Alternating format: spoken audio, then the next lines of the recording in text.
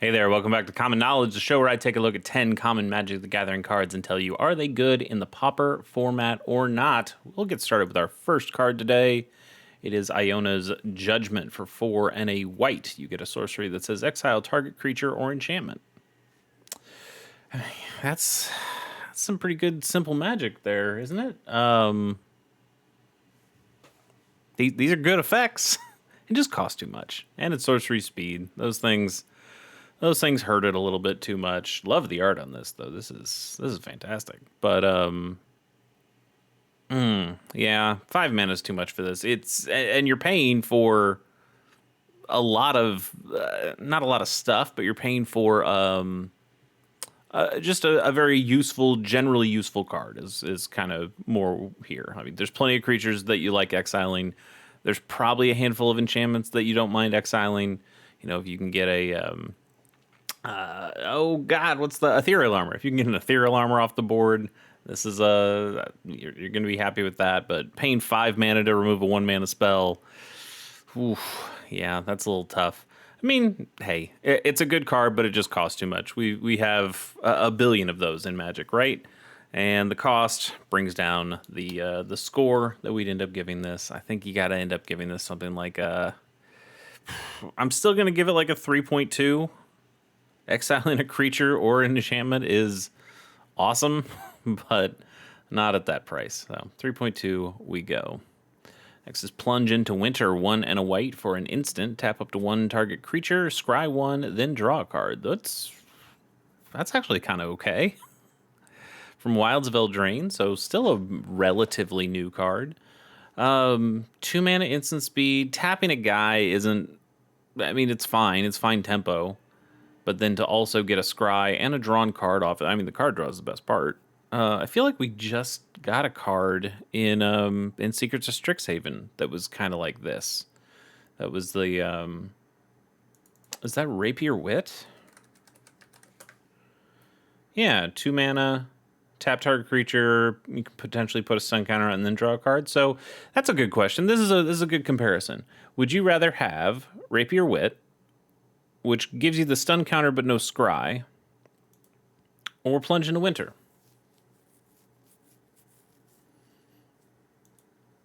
I think I'd probably rather the scry.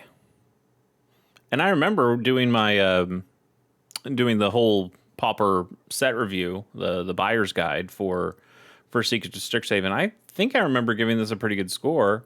I just didn't remember Plunge into Winter was a thing. It's, you know, these are both relatively forgettable cards, but I don't mind this. I don't know if it really does enough to go into a deck. Tapping a creature just down for some tempo is, you know, probably not enough. You'd want that to, you know, come on a creature or like Cryogen Relic, the ability to, you know, you're not the tapping part of it is a nice little bonus, but you're using that for something else. You're using the spell to tap the thing down, though. Like, that's the main part of the spell, and then it draws a card incidentally. And I just don't think that's worth putting in your deck. Like, what does that do to further your game plan in basically any in any deck, in any archetype that you're playing? You know, where does tapping a creature down make that helpful difference that's going to further something else? You know, do you have, because it can't just be like, oh, now I play the white spell that says destroy tap creature, because now you just 2-for-1'd yourself. You're not doing that. Well, I guess you didn't 2-for-1 because this replaces itself, but still, you're spending 2 cards to get rid of 1 card. So that's probably not the case. You can tap it down on their turn so they can't attack, and then you get an opportunity to attack with that thing still tapped. So I don't know. I think the tempo is nice, but this is like a jumpstart card to me. This is something that would go into one of those little decks. This is something that might go into a cube. This is something that you might draft or use in limited, and probably would be a pretty solid card there. But when it comes to Pauper, when you're actually constructing a deck and you've got everything to choose from, I don't think this cuts it. I'm going to give this a... Ooh, it's still probably better than the removal spell we just saw because of how cheap it is and because it draws a card. I'm going to give this a 3.3, I guess. And move on to our next card, which is Leap. I'm almost positive we've done Leap before. I think Leap's a very cool card with some very good art. But yeah, I'm almost positive we've done it before, so we'll skip. To Impale, 2 and double black for a sorcery that destroys target creature. Well, this is bad. Have we had this card before? I feel like I've had this conversation before, because you just look at murder, and that's one less at instant speed that destroys a target creature. Why would you ever play this? We don't even play murder. Murder's too bad. Yeah, Impale, this is god awful. 1.4, I guess. And I usually give removal spells a little bit more even when they're bad, because it's still a removal spell. It still removes a thing. That's kind of nice. But this one I think is so egregious that there are so many black removal spells that are just strictly better than this, but also just better than this in many different ways. That I can't in good conscience even give this something like, oh, it's like a 2.5. It still removes a creature. No. This is it's getting like the 0.4 because it removes a creature. This is a terrible rate. I'm gonna give I gave that a 1.4, and I'll stick by it. Next card, Gigantode, is 3 and a green for a 4/4 frog. As long as you control 7 or more lands, this creature gets +2/+2. So a 4 mana 4/4 that can sometimes be a 4 mana 6/6. It's pretty bad. Pretty underwhelming. Doesn't have any evasion. Mostly just vanilla. You could do way better. I mean, it's better than a Hill Giant, but not by that much. We'll go for a... I think I gotta punish this one for just being... No, it still could be a 4 mana 6/6, which does sound okay. I'll give it a 2.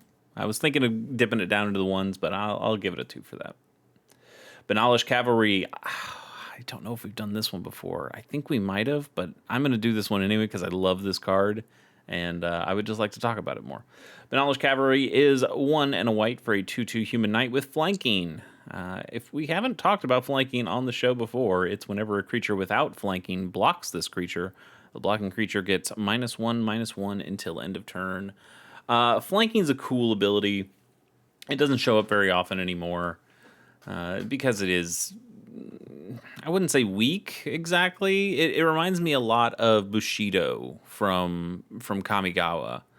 Bushido would give your creature a +1/+1 when it is blocks or is blocked. And this flanking only works when you're attacking and the opponent is blocking. And I like flanking for that because it makes you want to attack. It incentivizes attacking, which is good. We should be incentivizing attacking more, especially in a format like Commander, but even in formats like Pauper or just kitchen table Magic in general, you should be incentivizing players to go like, oh, I need to attack. That's how I win the game, right? And then they learn, yes, that's how you win the game, is by attacking. But I also like this more than Bushido, because Bushido, yes, it makes your creature bigger, and maybe you can live, trade better, or you live and they die, or they have to chump instead. Like these are good things, but with this, because they're getting -1/-1, they can't block this. Well, they could, but they when they try to block this with a 1 toughness creature, that 1 toughness creature just dies, because this flanking happens before the actual damage phase. So I don't have a good one off the top of my head here. So I'm just going to use like Ball Lightning, which is a bad example because the Ball Lightning is almost certainly not going to be in a position where it can block. But, think about Ball Lightning stats, a 6/1. If you attack in with like a 2/2 that has Bushido 1 or something, those guys still trade. Like your Bushido 1 guy turns your guy into a 3/3, you still trade with the 6/1. When Banalish Cavalry attacks and a Ball Lightning or, a random 6/1 tries to block, they get the -1/-1 before damage is dealt. That thing dies, and then your guy's just blocked. Or you give this guy trample, and he just goes right on through anyway. Like, oh, there's no defender anymore. I guess I'll just do my damage anyway. That's cool. Flanking's so cool. It really does change the combat math in some gross ways. Now, there aren't a ton of amazing flanking creatures because the ability's pretty darn solid, so you can't put this on like a giant 5/5 or something.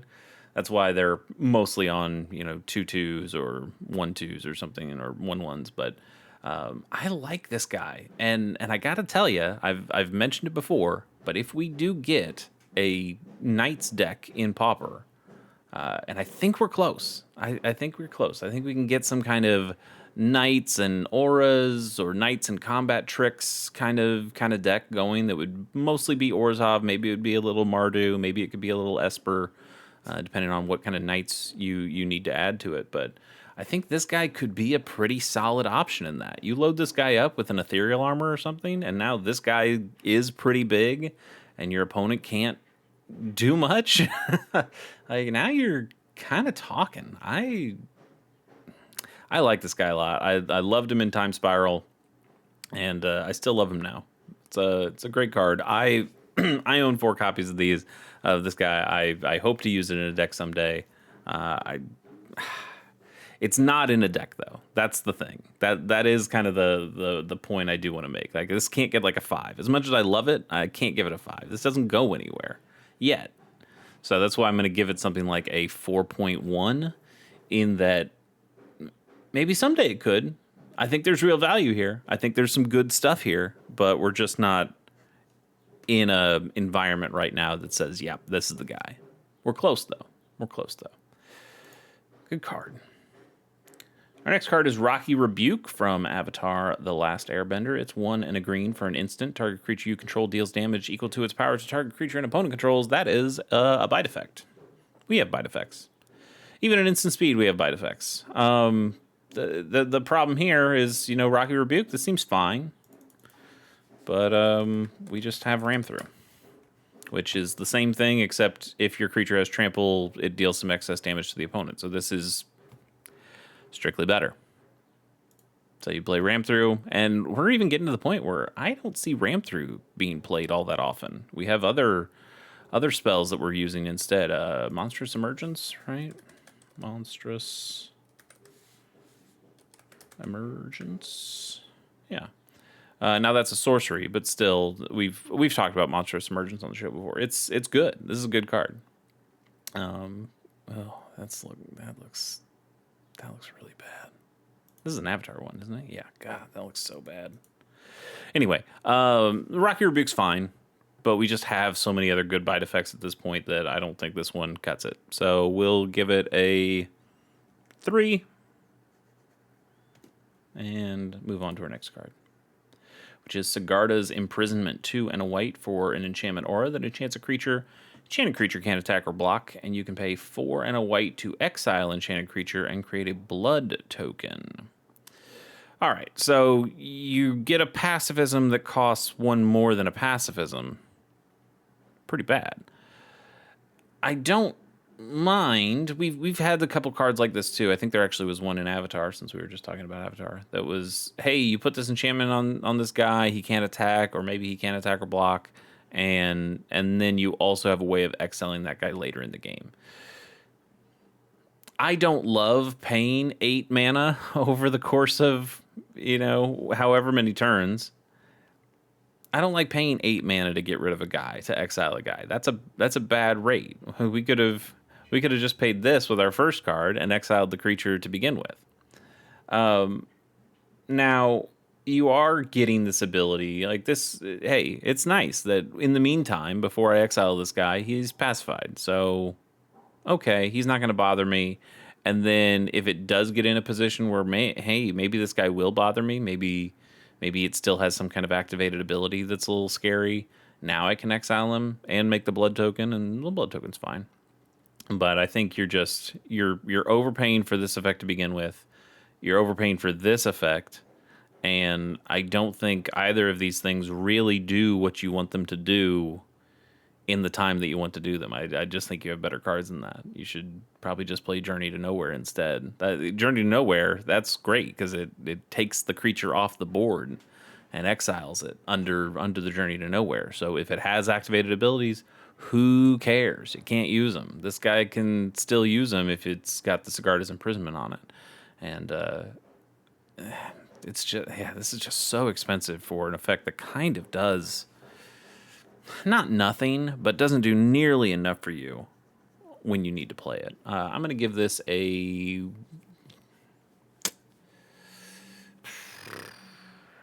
Man, I think I might even like Pacifism more than this, which is... Pacifism's not a fantastic card at all.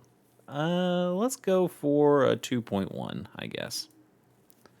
Ritual of Restoration is from Darksteel. Okay. Single white mana for a sorcery. Return target artifact card from your graveyard to your hand. That's nice. That's nice. It's sorcery, even sorcery speed. I don't mind too much sorcery speed here. Obviously, it'd be better if it was an instant, but I think this effect is fine for a 1-mana sorcery. The problem is that I think we have creatures that do basically this or do this enough.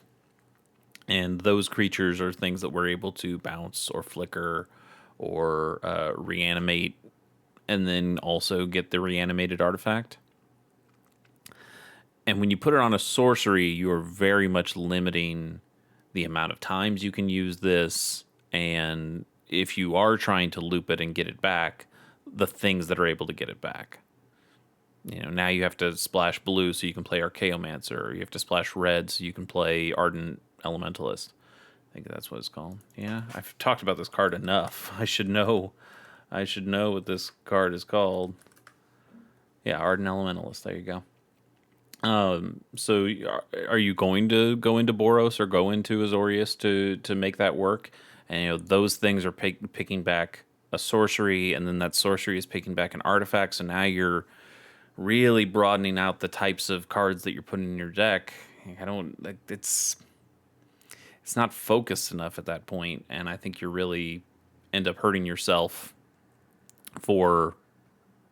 because of that variety. Now your deck is too broad, and you're not able to get the things that you want. I'm not even sure what you're picking back up because it goes back to your hand. It doesn't go to the battlefield.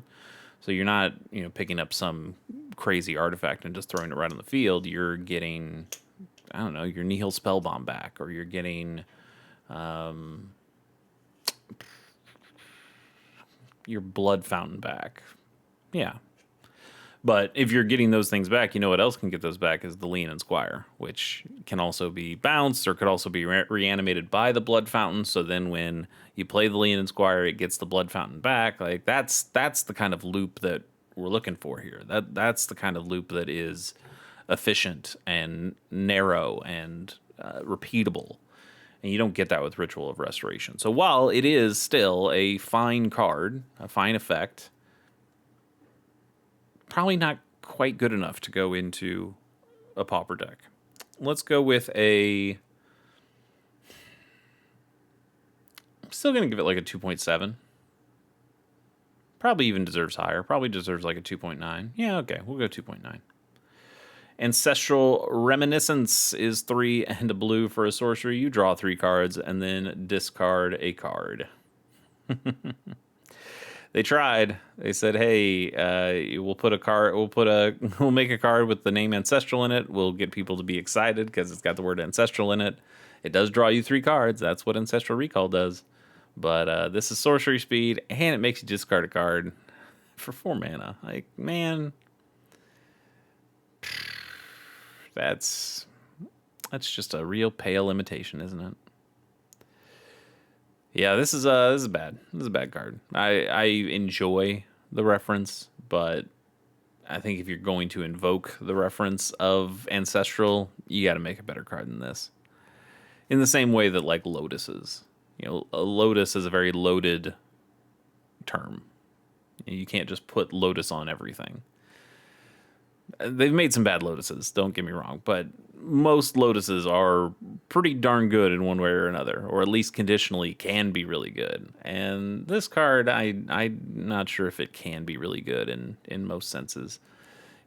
I'd rather just have the Lorien revealed and pay the extra mana to just draw the 3 cards and not have to discard anything. Of course, Lorien revealed also has the island cycling, which makes it really valuable. But there's a ton of cards that can draw you 3 cards. I don't know. It works with Sneaky Snacker, I guess. It guarantees you draw your 3rd card.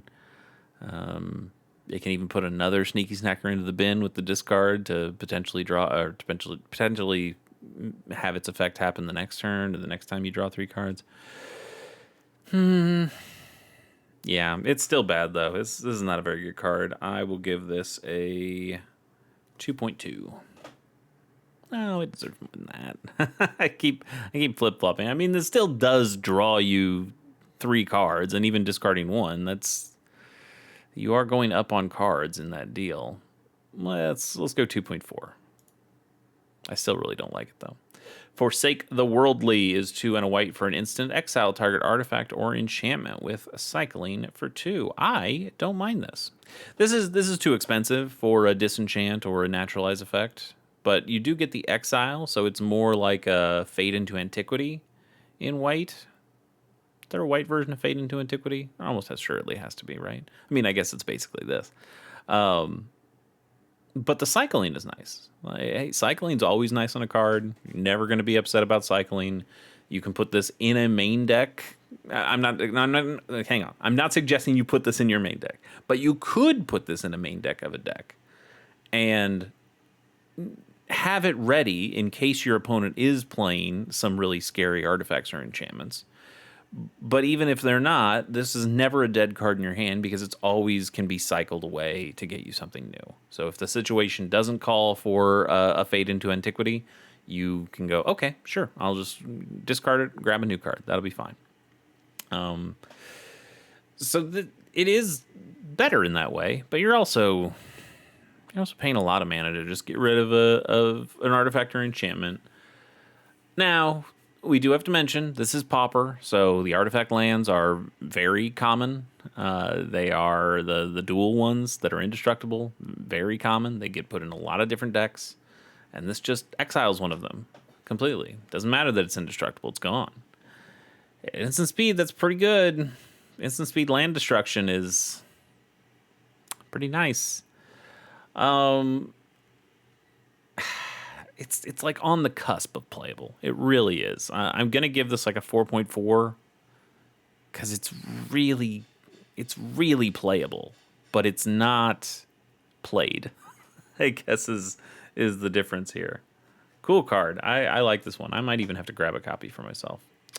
Next is a bonus card, and it's Gilt Leaf's Embrace. For 2 and a green, you get an enchantment aura that has flash and enchants a creature. When this aura enters, enchanted creature gains trample and indestructible until end of turn, and enchanted creature gets +2/+0. I like it. It's cool. It's like a fun little combat trick that's also a protection spell. It costs a little too much, but this is a good suite of things that can be used in lots of different situations. Flash speed, so you can use this like a combat trick, both offensively and defensively. Gives the creature trample, which obviously works better on offense, but that's nice. It's nice to give a creature trample, especially when it's also giving it a power boost here.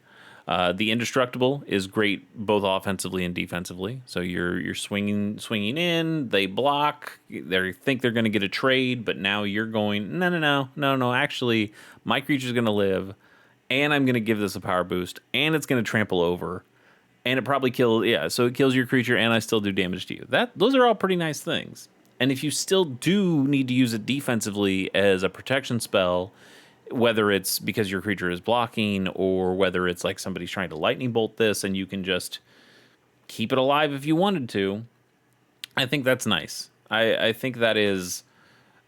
It does feel a little overcosted. I don't love paying 3 mana for a combat trick, but this one is so versatile and can be used in so many different situations, and the abilities, I think, do add up to 3 mana.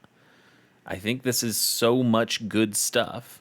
Yeah, the trample and indestructible is only for the turn, but I still think all those things are good enough that I don't think this is the worst thing in the world. Like, could you put this in a Bogle's deck? You know, your opponent is using, you know, some kind of board wipe kind of thing, a dragon breath or breath weapon, sorry, a breath weapon to try to kill your Bogles because it doesn't target, and you throw this little indestructible thing on your guy, and he helps your game plan. I could see it. You know, Bogles generally wants to play all of its stuff at sorcery speed for the most part. You're just throwing enchantment after enchantment after enchantment at sorcery speed. You don't really hold back because the idea is your guys have hexproof. You don't have to hold back with combat trick stuff or protection spells. They have built-in protection that way.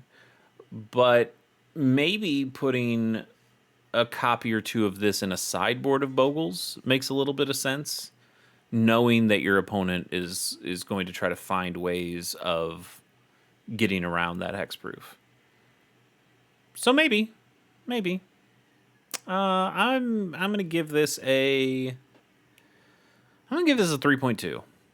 You know, this wasn't too long ago. You could also check out the Pauper buyer's guide that I did for Lorwyn Eclipsed. Did I give it a 3.2 then? Who knows? I'm not going to go back and watch a 2-hour plus video to go find out. But yeah, I think this is a pretty good card, and I could see it being played in Pauper, even though I don't believe it does get played in Pauper. But nice.